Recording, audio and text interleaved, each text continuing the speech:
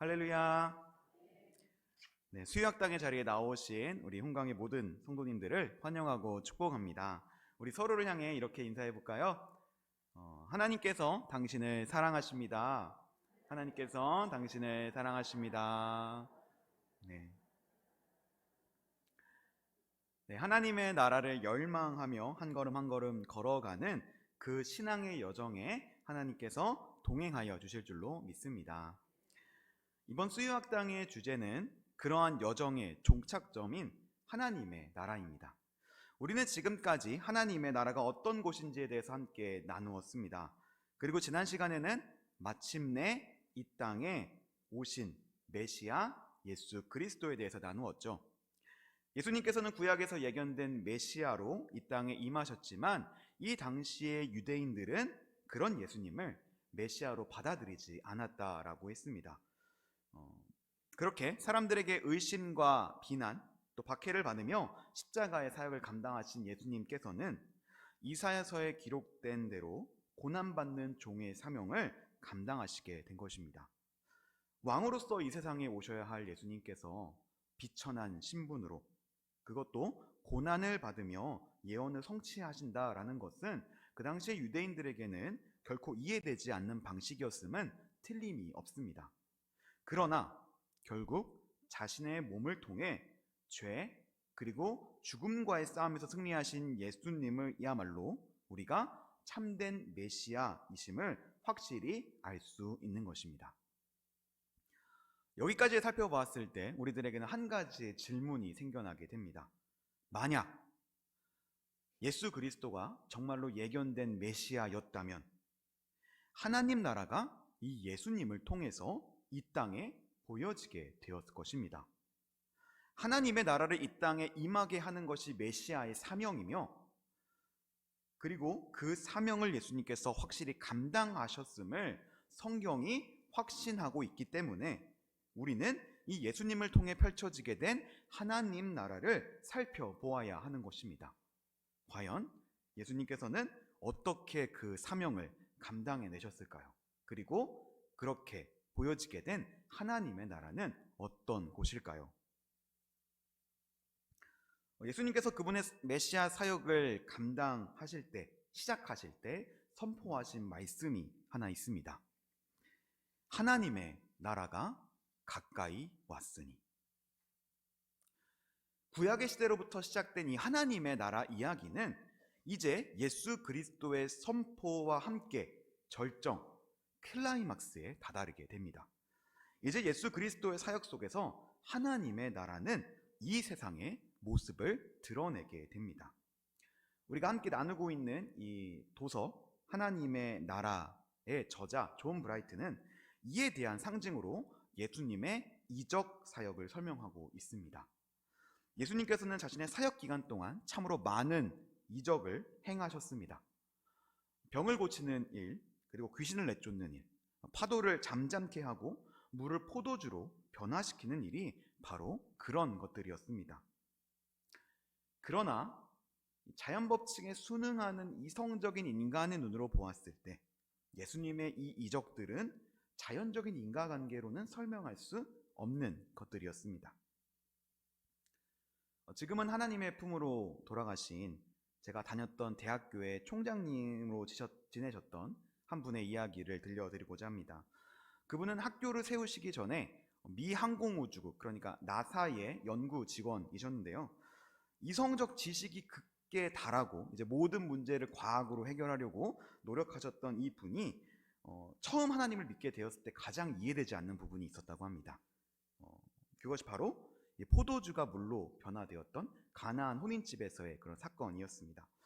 그분의 말을 빌리자면 이 물과 포도주는 엄연히 다른 화학 성분을 가질 수밖에 없는데 어떻게 그것이 옮겨지는 과정에서 변화될 수가 있었겠느냐라고 하는 말이 있었습니다. 그러나 그분이 진정으로 이 하나님을 자신의 구주로 영접하고 또 예수님을 자신의 주로 맞이하게 되었을 때 그러한 이적들은 저절로 믿어지게 되었다라고 합니다. 못 이루실 것이 없으신 하나님, 그리고 그런 하나님이 다스리시는 그 나라, 하나님의 나라에서는 무엇이든지 가능함을 깨닫게 되었다는 것입니다. 이렇게 하나님의 나라가 이 세상에 침투하게 될 때, 이 세상이 이해하지 못하는 일들, 세상이 감당하지 못하는 일들이 충분히 가능하게 됨을 우리는 알 수 있습니다. 그렇다면 이 이적을 통해서 예수님께서 보여주시고자 하시는 것은 무엇이었을까요? 예수님이 참된 메시아임을, 그리고 하나님의 아들임을 증명하시고 싶으셨을까요? 신약성경에서는 예수님께서 그러한 목적의 이적을 행하거나 아니면 표적을 보이는 것을 싫어하셨다라고 말하고 있습니다. 오히려 예수님께서 이적을 통해서 보이고 싶으셨던 것은 이 세상 속에 발현된 하나님의 나라였습니다. 하나님의 나라를 머금은 예수님의 손길을 통해 질병과 죽음, 그리고 죄의 사슬로 묶인 이 세상은 자유함을 얻게 되었습니다. 예수님의 이적 사역은 죄의 세력과 다투는 새 시대의 권능이자 하나님 나라를 맛볼 수 있는 샘플이었던 것입니다. 이 작은 이적의 손길을 통해 하나님의 나라는 혼탁한 세상의 틈바구니를 비집고 들어오게 되었습니다. 그리고 그 끝에는 십자가 사역을 통한 놀라운 구원의 역사가 있을 것임을 예수님께서는 이미 알고 계셨습니다. 예수님께서 비유로 설명하신 하나님의 나라는 바로 이러한 모습을 가지고 있습니다. 우리 함께 마태복음 13장 31절부터 33절까지의 말씀을 한 목소리로 읽도록 하겠습니다. 31절부터 함께 읽겠습니다. 또 비유를 들어 이르시되 천국은 마치 사람이 자기 밭에 갖다 심은 겨자씨 한 알 같으니 이는 모든 씨보다 작은 것이로되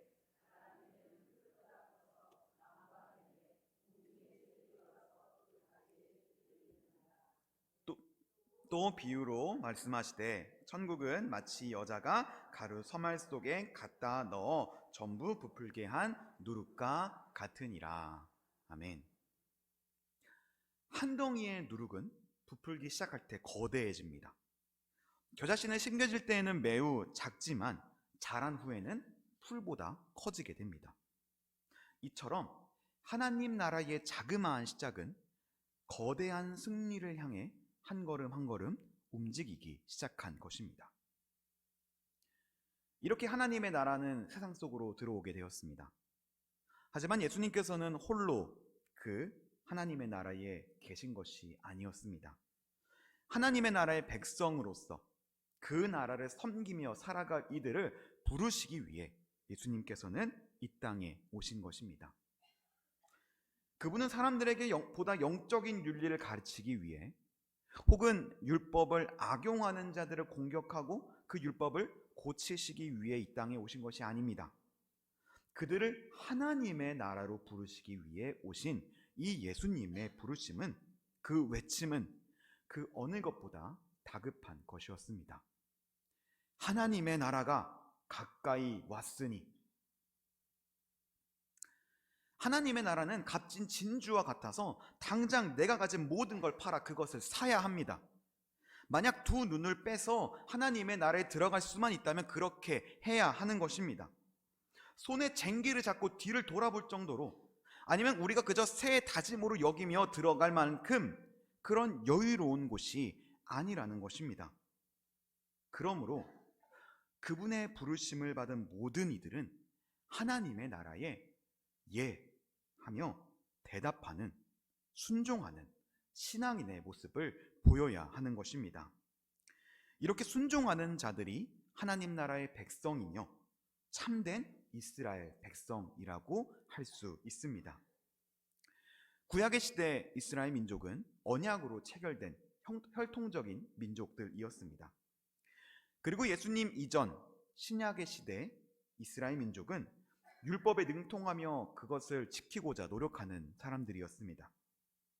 그러나 예수 그리스도의 새 언약 이후 참된 이스라엘 민족은 하나님의 나라로부터 그 부르심에 순종하는 자들입니다. 그저 보이는 것으로만 신앙생활을 하며 교회에서 잘 보이기 위해서 무엇인가를 하는 생활, 내 안에 어떠한 고백도 없이 기계적으로 이루어지는 교회 생활은 건강한 신앙인의 모습이 아닙니다. 먼저 우리의 마음이 하나님의 나라를 갈망하며 그 부르심에 응답하고 순종하는 마음이 있어야 하는 것입니다. 이것을 기억하게 될 때 우리가 진정한 하나님 나라의 백성이 될 것을 믿는 우리 모두가 되기를 간절히 기원합니다. 그렇게 하나님 나라 부르심에 순종하게 된 참된 이스라엘로서 교회가 시작되었습니다. 은혜로 택하심을 받아 남겨지게 된 이 교회를 향하여 사도 바울은 이렇게 말하고 있습니다.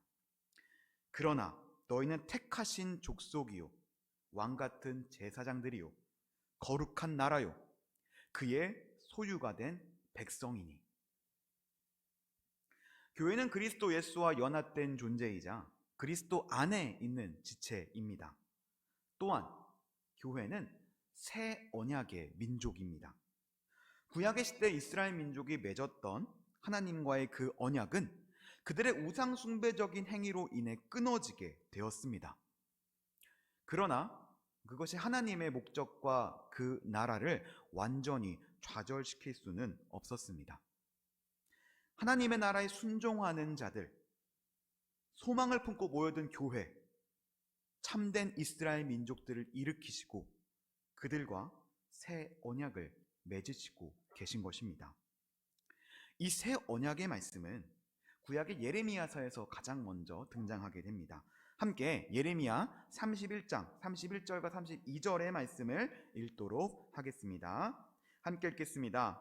여호와의 말씀이니라. 보라, 날이 이르리니 내가 이스라엘 집과 유다 집에 새 언약을 맺으리라. 이 언약은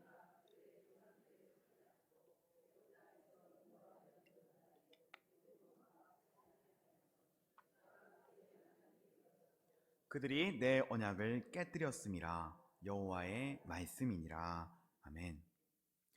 네, 여기서의 새 언약은 자료를 보시면 아시겠지만 맺으리라, 즉 미래적인 표현과 함께 사용되었습니다. 이 시내산에서 맺어진 옛 언약과는 다른 새 언약이 마침내 예언된 것입니다. 그리고 이 말씀은 최후의 만찬 속 예수님의 선포를 통해서 마침내 이루어지게 됩니다. 누가복음 22장 20절의 말씀 우리 또 함께 읽도록 하겠습니다.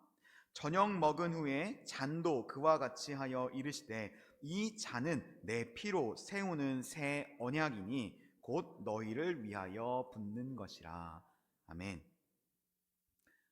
누가복음에서 나타난 새 언약은 새 언약이니, 즉 현재형의 표현이 사용되었습니다. 구약에서 예견된 새 언약이 지금 예수 그리스도를 통해서 현재 선언되고 실현되고 있는 것입니다.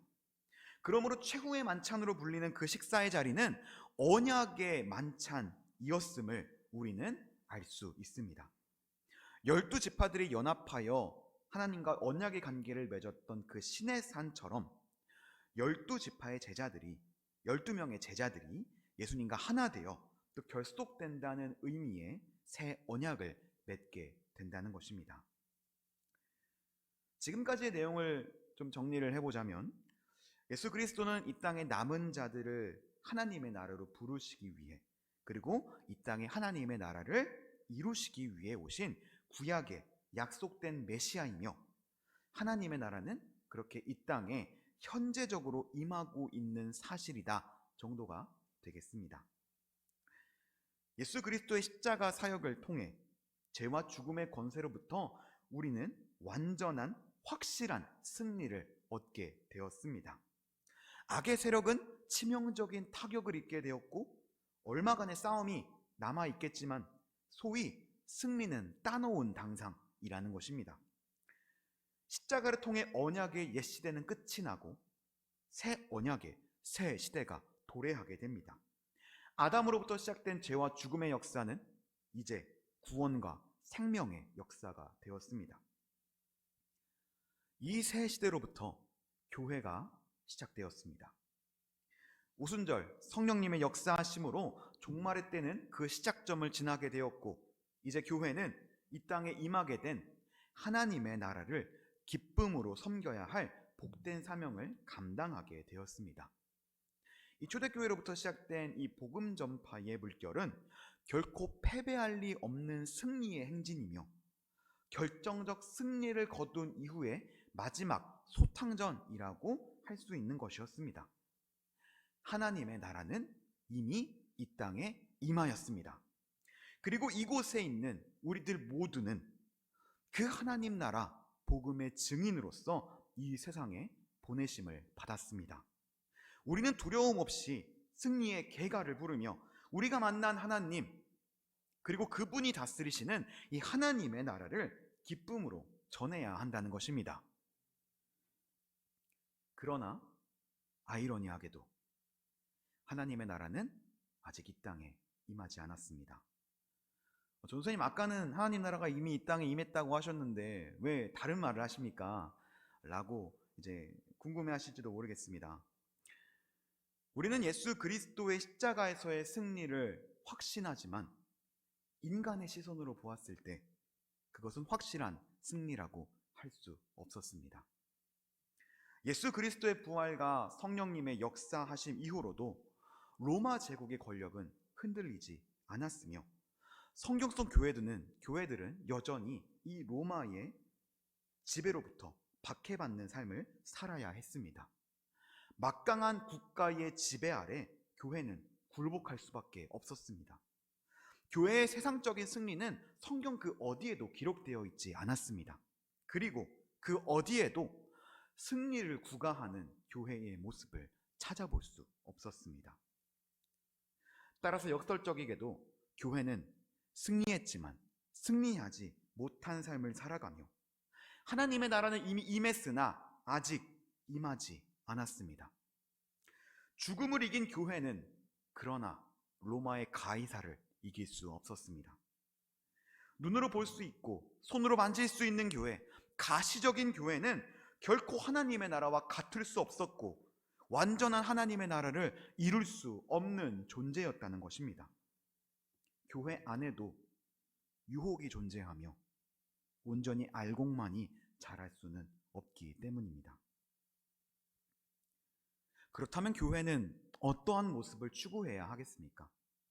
그것은 바로 그리고 변함없이 순종하는 모습입니다. 승리를 추구하는 삶, 정복하고 이기는 삶은 교회에게 허용된 삶이 아닙니다.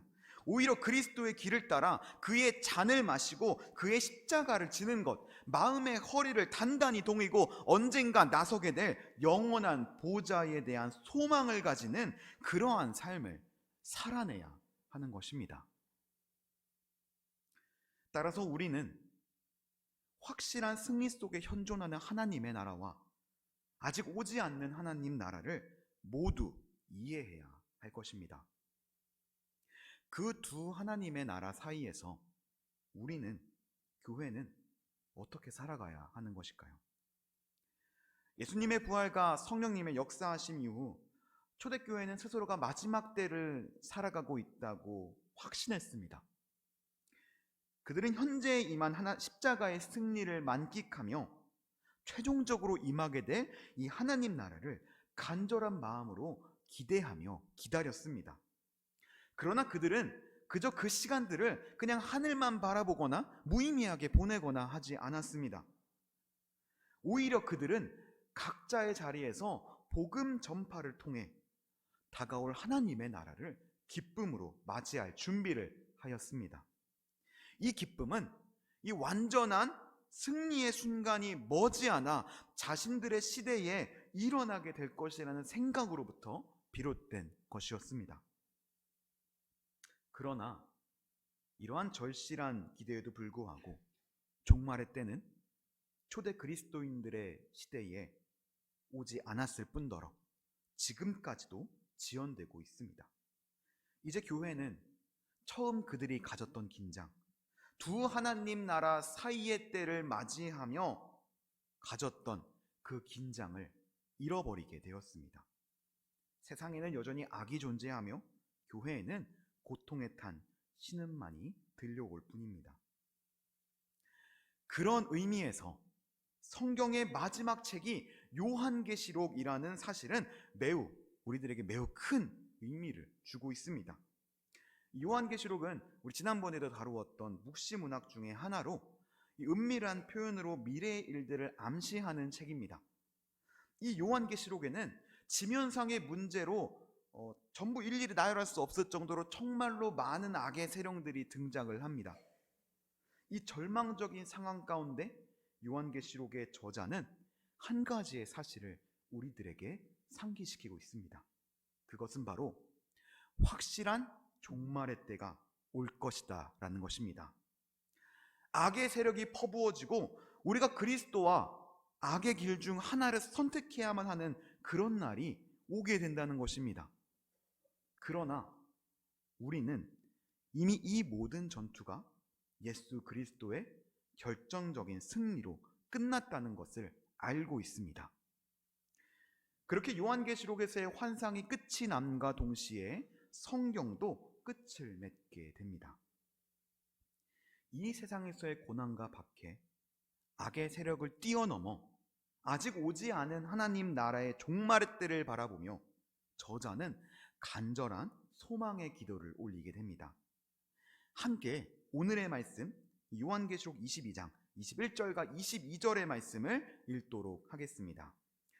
이것들을 증언하신 이가 이르시되 내가 진실로 속히 오리라 하시거늘 아멘. 주 예수여 오시옵소서. 주 예수의 은혜가 모든 자들에게 있을지어다. 아멘. 사랑하는 홍강교회 성도 여러분, 하나님의 나라는 예수 그리스도의 기적으로부터 시작되어 십자가 사역을 통해 결정적인 승리를 쟁취하게 되었습니다. 그 하나님의 나라의 부르심을 받은 사람들로부터 교회가 시작되었고, 이제 교회는 이미 임한 하나님의 나라와 아직 오지 않은 하나님의 나라 그 사이의 때를 살아가며 종말을 향한 간절한 소망을 가지고 살아가야 하는 것입니다. 오늘을 살아가고 있는 우리들은 그러한 소망을 가지며 살아가고 있습니까? 어쩌면 여전히 오지 않고 있는 하나님의 나라에 실망하고 또 이제는 더 나아가 아예 무감각해져서 그저 하루하루를 살아내는 것에 급급해 하지는 않는지 우리의 모습을 돌아보아야 할 것입니다. 그런 우리들에게 예수 그리스도께서는 여전히 말씀하시고 계십니다.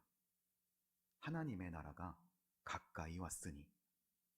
그리고 우리는 다시 오실 예수 그리스도와 그 하나님의 나라를 소망하며 오늘도 주님께서 가르쳐 주신 기도를 떠올립니다.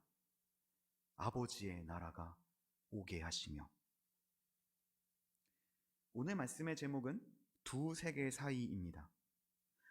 이곳에 있는 우리 모두는, 교회는 그 두 세계 사이에서 긴장의 끈을 붙잡고 살아가는 종말론적 공동체입니다. 초대교회가 그러하였듯 우리는 다시 오게 될 그 하나님의 나라를 항상 소망하며 하루하루를 뜨겁게 살아내야 할 것입니다. 예수님께서는 하나님의 나라가 완전히 이 땅에 오실 그 날에 대해서 이렇게 말씀하십니다. 그러나 그 날과 그때는 아무도 모르나니 하늘에 있는 천사들도 아들도 모르고 아버지만 아시느니라. 주의하라, 깨어있으라. 그때가 언제인지 알지 못함이라. 아멘. 종말을 향한 우리의 소망은 역설적이게도 현재를 살아가는 우리의 삶을 더욱더 충실하게 만듭니다. 두 세계 사이, 그 긴장의 순간을 언제나 잊지 않으며 다가올 하나님의 나라를 아멘, 주 예수여 오시옵소서 고백하며 준비하는 저와 여러분, 홍강의 모든 지체들이 될 수 있기를 주님의 이름으로 간절히 기원합니다. 아멘. 이 시간 오늘의 말씀을 기억하며 함께 기도의 자리로 나아가겠습니다. 그리스도 예수님은 이 땅에 메시아로 임하셔서 하나님의 나라를 선포하며 우리를 그 나라로 부르셨습니다. 그리고 우리는 그 부르심에 응답하고 순종하는 교회입니다. 이미 임한 하나님의 나라와 아직 오지 않은 하나님의 나라 그 사이를 살아가는 우리가 언제나 긴장 속에서 하나님의 나라를 열망하며 살아가게 하여 주시옵소서. 마지막 때를 살아가는 것처럼 하나님의 나라 복음의 소식을 기쁜 마음으로 전하며 살아가는 우리 모두가 되게 하여 주시옵소서. 함께 기도하겠습니다. 피택되어 양육의 기간을 보내고 있는 모든 이들, 그리고 홍강의 모든 성도들에게 이러한 마음을 허락해달라고 우리 시간 주님의 이름을 외쳐 부르며 기도하며 나아가겠습니다.